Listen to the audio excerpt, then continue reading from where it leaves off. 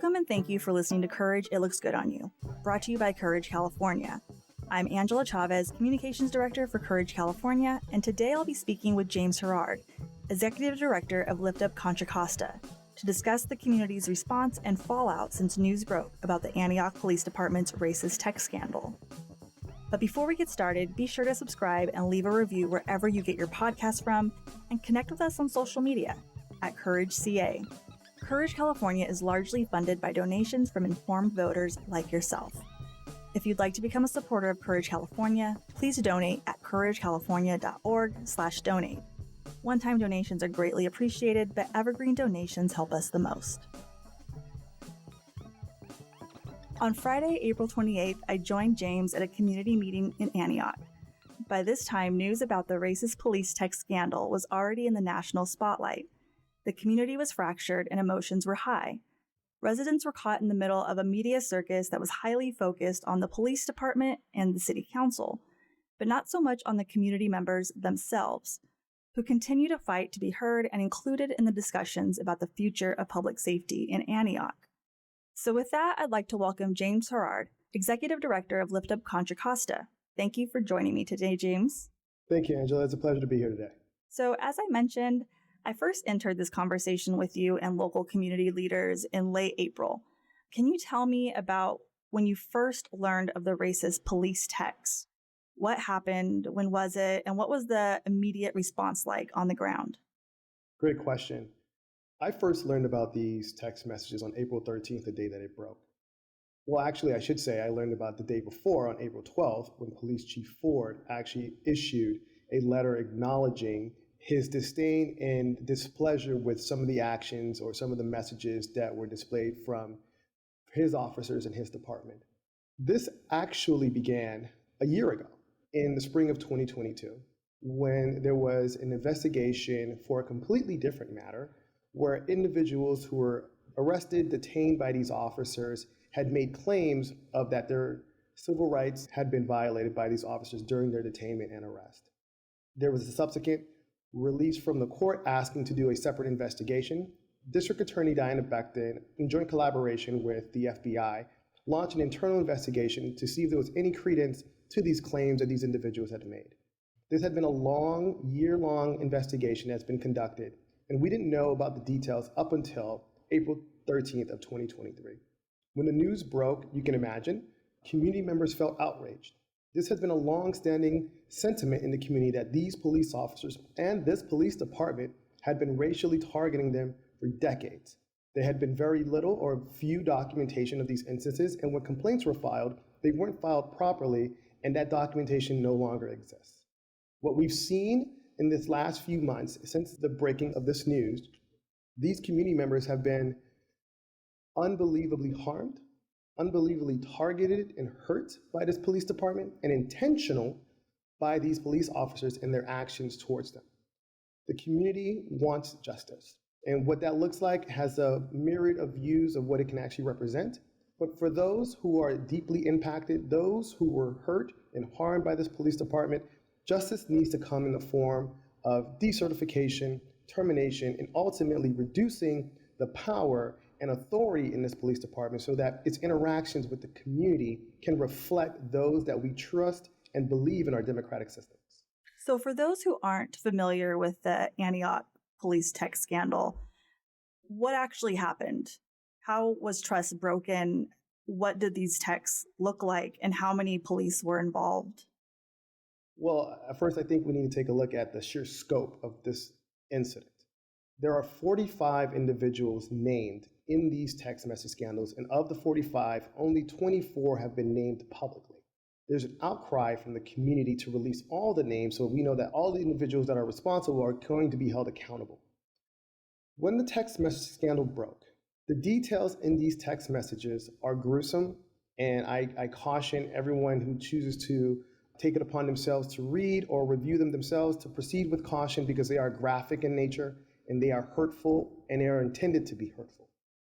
These officers use language in the forms of the N-word, the F-word, disparaging remarks for LGBTQ members of the community, referring to African Americans as gorillas or other primates, and referring to the sheer scope of their abuse as minimal compared to other races that they are currently targeting and assaulting as well. These messages are hurtful because it shows that there is direct collusion and intention to hide and deliberately to abuse Black and brown members of the community of Antioch. This message scandal reaches of the highest departments of the police department as well as the district attorney's office. There are several senior level police officers in the police department that are cited in these messages as either cheering on these actions by these police officers, asking them to hide or conceal their messages and to ensure that they're being kept private, and that their collusion is intended to suppress and oppress these community members simply by the biasness of their skin color and their racial demographics. This department has a huge responsibility in taking accountability for the hurt that they have caused, the damage and impact that they have implemented on these community members and this community as a whole, and the fracturing of public trust that not all people are protected under their policing in the city of Antioch. So to be clear, there was racial profiling happening. That is correct. We have 45 officers out of about how many officers are in Antioch to begin with? There are currently on staff 96 officers on the payroll. And what happened to those 45 that were found as part of that scandal? 16 of them were placed on administrative leave. One of them has been terminated since the wake of this text message scandal, and the others remain on active duty. The concern here is that if so many officers were involved and so many were disciplined in a single swoop, how could the City of Antioch Police Department provide adequate security for the entire city? And how long has this been going on? Sorry to interrupt. I'm just curious, how long has this been going on? Are you referring to the suspensions or the police, the texts, the history of the texts, I suppose? So in the search and seizure from Diana Becton and the FBI's joint investigation, the text messages only go back to 2020. But it's been made known that there are several other cell phones that are in the custody of the FBI and Diana Becton's district attorney's office that have not been revealed yet. We know there are other messages and other instances where there could be other crimes committed, but in this current time, the only messages that were revealed were subsequent to the case that it made relevant to the officers that were involved in that early arrest in the spring of 2022. So as I mentioned, I briefly went to Antioch at the end of April, and this was my first time in that community. And I didn't know what to expect of Antioch, especially it being in the Bay-ish of part of California. So, you know, from my perspective, I was like, oh, it's going to be like a big-ish city. Can you just give me a little bit, like, what do you see when you walk out the door? What is this community like, the city of Antioch? So the sense when you come into Antioch, first, there's a huge police presence. There's not a moment in time that I drive on the highway leading into the city or getting off into the city where I am not seen or have seen several officers surveilling or drive around or are just present in the community as heavily as you see in other cities in the Bay Area. Antioch, for African Americans particularly, is a city that feels oppressed. People in the community don't feel safe going to the grocery stores and supermarkets. People in the community don't feel safe in attending local events at parks and regions. People in the city don't feel safe when there ever is police present either in the neighborhood or suspected to be coming to the neighborhood. There's always a sense of fear when police officers are questioned or questioning to come to a community or a community event. There's always a sense of unease when their presence is actually at a house party or a birthday celebration. And there's always a sense of unknowing how the situation will unfold at the end of the interactions with those police officers. The language and behavior of these police officers are aggressive, are intimidating, and understandably that, you know, the police office department is designed to protect and create a sense of safety in the community, but these members don't feel safe. Antioch residents, since the wake of this text message scandal, do not feel safe. I am bombarded, as well as many other local elected officials and other community leaders are bombarded with messages and communications from community members notifying us that police has been in their neighborhoods, the police have been surveilling their movements, the police have been attending functions where there weren't any disturbances or any cause for them to be there, and that they do not feel safe when those police officers are in their spaces. Even before the police tech scandal broke, there was already that fear and already that feeling in the community. And it's a fairly small community. And I also want to note that Antioch is a former sundown city. So the community there is a history, there is a divide. And when you say the community members don't feel safe when the police are around, it's a specific group of community members. It's Black, it's brown. They're the ones who don't feel safe. And now we know for good reason. It wasn't just this make-believe, like, I just don't feel safe around cops for no good reason. No, cops have been targeting the Black and brown communities in Antioch. And now it is just out there on paper. The paper trail exists. That's right. And most recent research has proven that the majority of stops or interactions with police officers in Black and brown communities are through traffic stops. And in these traffic stops, Black and brown residents are disproportionately targeted for stops and disproportionately ticketed, detained, arrested, and their vehicles towed at the end of the interaction with police officers. It's even been mentioned in those text message scandals that there's a police officer citing saying, I'm just going to stop all the Black people and I don't care if they did anything wrong, I'm going to give them a ticket anyway. This is a gross abuse of authority, a gross abuse of power, simply to oppress one community on the sheer basis that if they're Black and they're driving, I'm going to stop them because they have to be doing something wrong, without any evidence or reason of a crime or intention of committing a crime, that these residents are always under suppression. Our community members and community organizers are living testimonies for all these interactions, specifically around the Antioch Police Department. And what I mean by that is that when they venture out into other cities, nearby cities, in the cities of Brentwood or the cities of Pittsburgh, it's not to say that that element of oppression doesn't exist, but it is fewer interacted with those residents when they travel to do grocery shopping, as I mentioned earlier before.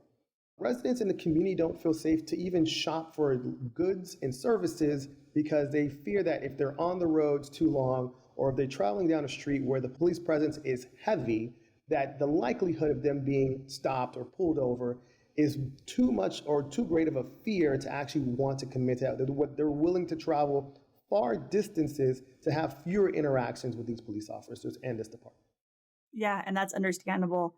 I mean, essentially, it's half the police department, and for decades. And I just want to note that it didn't occur under this current police chief. It was the one that was formerly there. The news just broke under this current police chief. So for, I believe it was a couple decades. That's correct. This had been going on. That is correct. And this has been going on for decades, and there's been clear documentation from the residents who have filed complaints against this police department over the years, citing these exact statements that I'm making here today. Police Chief Ford is the new police chief here in Antioch. He had taken on this responsibility because it is his duty as the chief of police, but he was not the police chief when all these accusations and charges were being made. It's also credible to note that this department, through its many failures and deficiencies, had not conducted reviews or evaluations of any of their police officers over the last 7 years. This is something that's a common practice in every city, in every police department across the country, that the performance and evaluation and critique of these police officers internally should have occurred on an annual rolling basis. This department failed to do those checks, and because it failed to do those checks, it could not adequately or sufficiently address these issues as they arose. This is a huge systemic issue.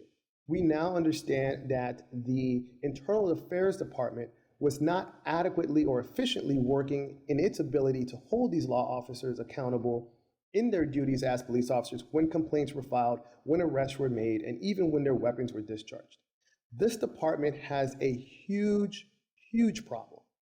And it's our job as a responsibility as community members and organizations to highlight and point these deficiencies out and hold these individuals and departments accountable as much as we absolutely can before we can actually start to see real change happen here in the city of Antioch. So speaking of accountability, we see issues with police departments happening everywhere, globally. Like right now in France, there is a lot of protests going on because a police officer murdered a young person there in Paris. And there are protests in the street happening like right now as we speak. And there's a lot of fractures happening all globally around policing. I know here I'm in Sacramento, and there was just an audit revealed that there has been multiple civil rights violations, and that just came out, I want to say like less than a week ago. So we know this is happening globally, nationally. This has seen the light of day in the news, but at the same time, policing is a very local story. We know politics is local, but police departments are very local. So while we have this global issue, it's up to the communities to really tackle them head on. So what exactly have the community members in Antioch requested of the city council and the police department? What is it going to take to rebuild the trust and for the community as a whole to feel safe again? That's a great question. And as it relates to trust, I don't think trust is something that can be easily garnered or gained from this city and this department, being that these residents have been citing complaints for over a decade and decades before it. And you're right to mention that this city is a former sundown city. There are tunnels under the city where African Americans needed to travel once the sun set to be able to move around the city without detection or harm or intentional harm to be placed upon them. As we start to reimagine what public safety looks like, police departments across the state, across the nation, across the world need a complete overhaul. And what I mean by that is that accountability needs to look different for people who have ultimate authority in an individual setting, in a private moment where only things that are captured are either through camera and audio or under the cloak of darkness because they lack the technology or the information to be able to record interactions accurately. The city has conducted its own internal audit and is subject to hopefully conclude that audit within a year. There are the community members along with champion elected officials like Tamisha Torres Walker and Monica Wilson, who have fought to gain a police oversight commission at the city of Antioch just over a year ago. But the city has done very little to staff these roles for this commission, give it authority and responsibilities to oversee what it truly means to oversee the police office department, and also to give it any resources that would give it power to either provide subpoenas or even recommendations for financial or economic shifts based on the needs of this police department and the needs of this community.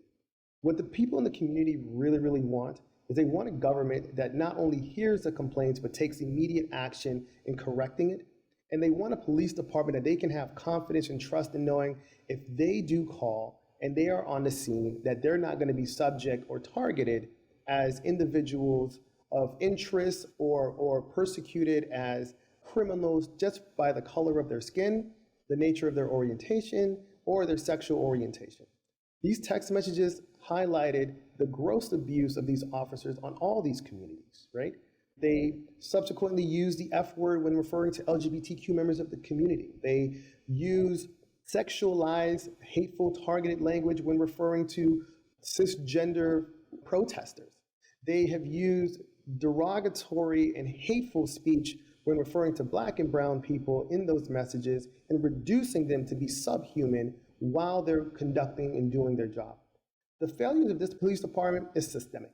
It goes all the way from the 911 operators who are taking the inbound calls and then directing officers with accurate information onto the scene, all the way to the police chief and accountability in the internal affairs department to make sure that when incidences do occur, that they're addressed appropriately and transparently so that there is accurate and equal and fair documentation of these interactions and that the community has access to this information to create its own decision determination. Trust in this city is going to take some time. Trust in this city is going to be hard to gain because there's been so many individuals from elected officials to former police chiefs to former DAs and prosecutors who have used these tactics and used this information from these police officers to not just obtain arrests, but secure prosecutions and incarceration of individuals in homes. We are constantly being communicated with from the community members of individuals who have been arrested for 8 to 10 years ago and saying these officers were there and they were the arresting officers and they feel that in these moments that their loved ones are incarcerated unjustly because of these text messages and because of the officers who were involved. And what can they do to bring their loved ones home? I want to stop you right there. So it sounds like there's a lot of fallout that has happened. And it's not just we have these racist police officers, let's get them off the force. It's not as simple as that. This is a huge blow to the community in multiple different ways. And it's going to affect a lot of past cases. There's a lot of things that now have to happen. And the community is not only, navigating this, but also trying to heal from it. And it is going to be a process.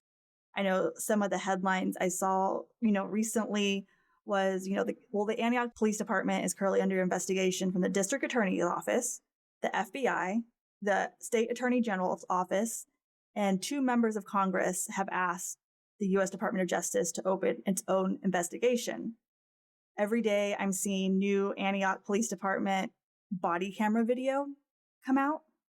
I'm seeing new accusations coming out almost daily. And we know that over the next couple of years, the Public Defender's Office will be reviewing all the cases that involve any of the Antioch police departments that were linked to these racist text scandals.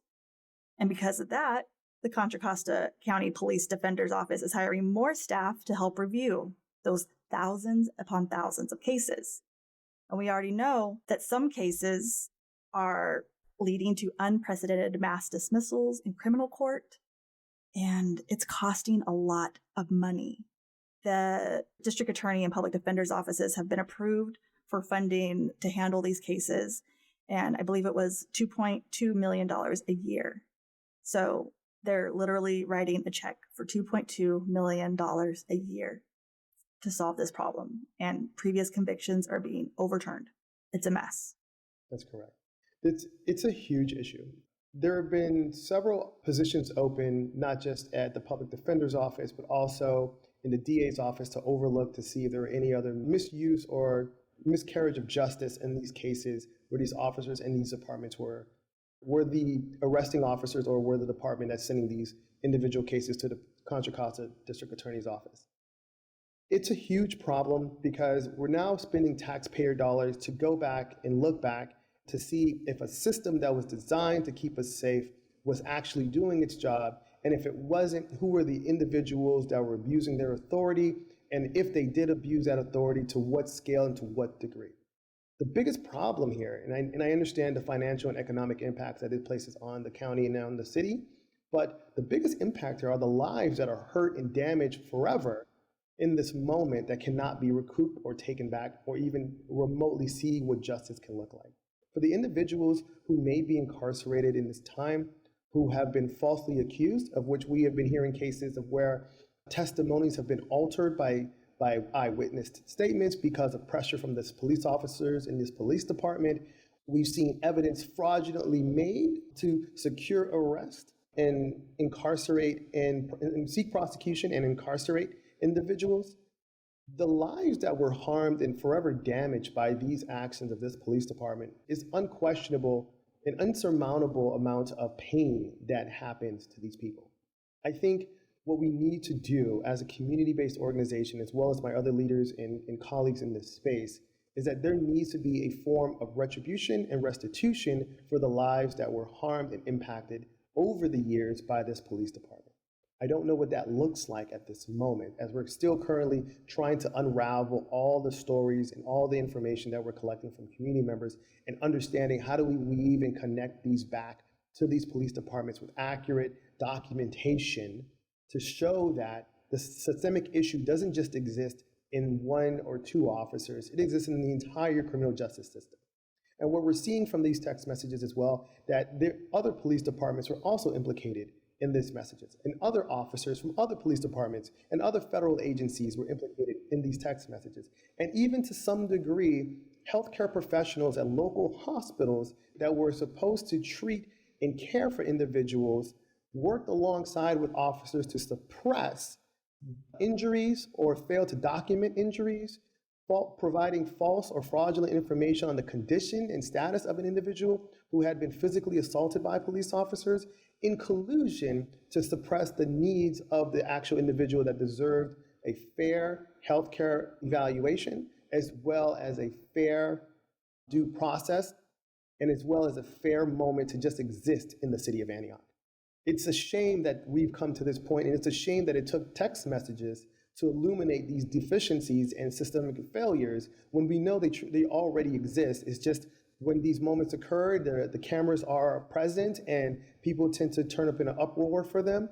But we know as Black and brown people in the community, we know as oppressed citizens in this country and residents in this country that these problems exist. And it's a shame that our government doesn't do more to prevent situations like this from occurring and to look back and do a self-internal introspection onto what could have possibly been harm that's been committed over the years that has been swept under the rug by previous elected official bodies or police chiefs and district attorneys. Right. And I want to just use a word while you're talking. I'm feeling like your community was terrorized. It was terrorized and from multiple directions. And coming back from that, I can't imagine what that's going to be like for your community. And knowing that there's a lot of other communities that are also facing very similar challenges, what advice would you give to somebody? What do you want people to understand, take away from what's happening in Antioch?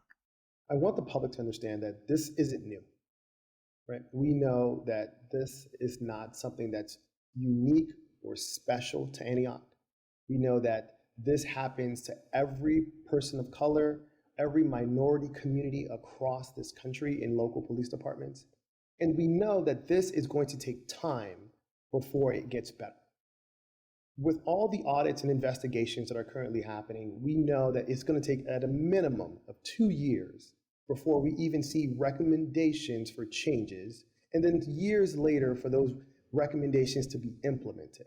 And then for those implementations to then result into systematic or behavioral changes. Time is not on our side on this case, right? I don't think there's any immediate restitution or justice that's going to be had, but we need to stay vigilant. We need to stay aware. We need to stay in communication. We need to stay in community so that we are constantly keeping this at the forefront of our minds, that we don't turn our gaze to the next big flashy issue that pops up on the media, from the media, because once we do that, then the opposing side, which we always hold as government accountable, is going to take their foot off the gas pedal, probably slow roll it a little bit, probably not do as a deep dive investigation that they probably should have been doing. Because what we've seen is that government has been failing us for so long that we need to hold them accountable. And the only way we do that is staying in the fight until justice is won. So with that, I have one final question. How can people help?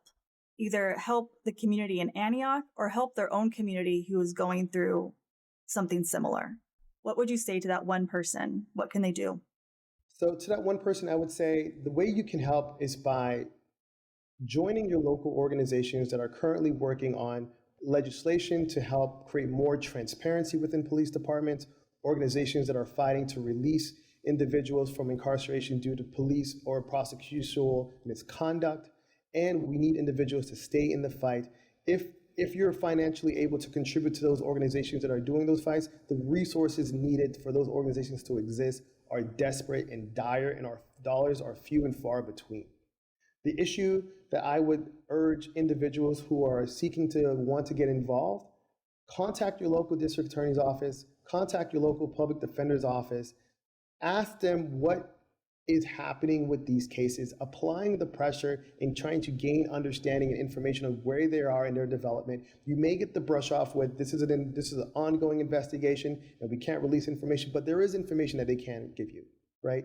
And for those who are in Antioch and Contra Costa County, reach out to the public defender's office and Ellen McDonald, who is the lead attorney on this case with the public defender's office, and constantly remind them that these lives that were hurt, these lives that were lost, these lives that are currently incarcerated are too important to worry about budgetary constraints, and that we need a public defender's office that are going to do their job and not force individuals to take plea deals when they know that these individuals are innocent, that these individuals who are in these jail cells can come home, and we should be working tirelessly day and night to bring them home, and that these individuals in these police departments and these individual police officers need to be brought to justice. And justice needs to happen now. You can contribute to our organization, Lift Up Contra Costa, at www.liftupcoco.org, or you can contribute to organizations like the Safe Return Project, which is srp.org.